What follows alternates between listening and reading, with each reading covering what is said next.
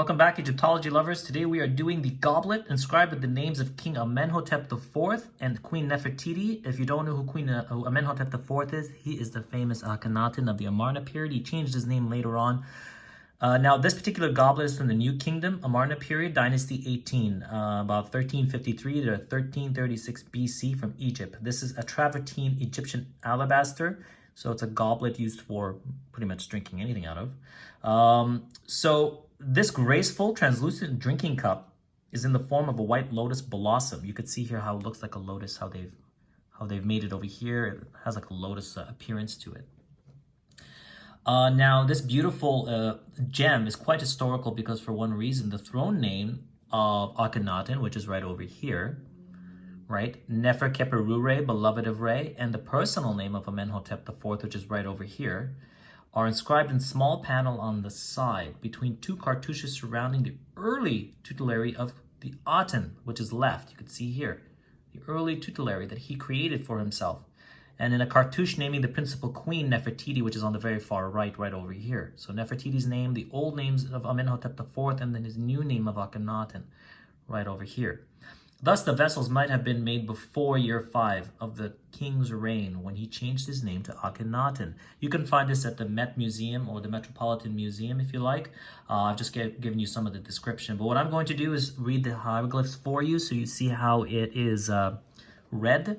So let's go ahead and do this right now. So what I'm going to do is I'm going to zoom right into it. All right, so we're going to read the very first name here on top of the new Akhenaten name. So we'll start with here. It says, in his name as Shu, who is in the Aten. So his new solar disk for the city of Akhenaten. And over here you have is the living Re-kheperu-Re, rejoicing in the Aḥt, which is pretty much his god rising, or the city itself, the Akhenaten, but the Aḥt, which is the horizon. So there you go.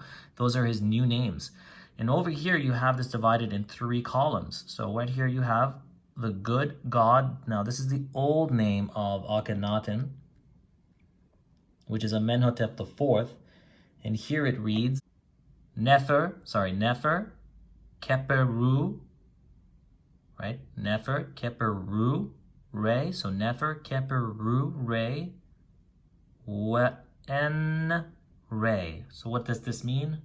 It means the beautiful one of the manifestations of Ra, the unique one, this is together, of Ra.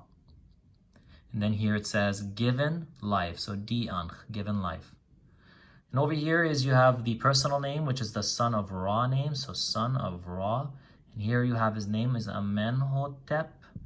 And here you have the name of nṭr-ḥkA-wAs-t, which means his name Amun is satisfied, God and ruler of Thebes.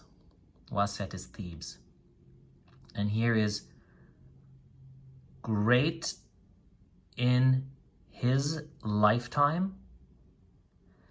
And then over here you have Nefertiti's name, the final one, and this one says the great Uretet, or Urt, great wife. So great, sorry, actually it's 3 parts. Great royal wife. So great royal wife means she was the first wife. So great royal wife.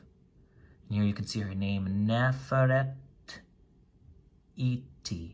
So Nefertiti, right? You can see right here, Nefertiti. And down here you have pretty much the word ankh with T, which means living or to be alive. And this whole beautiful alabaster titles, which was inscribed in here, is actually inscribed in a square, but on the very top is you have the hieroglyph for pet, which is sky.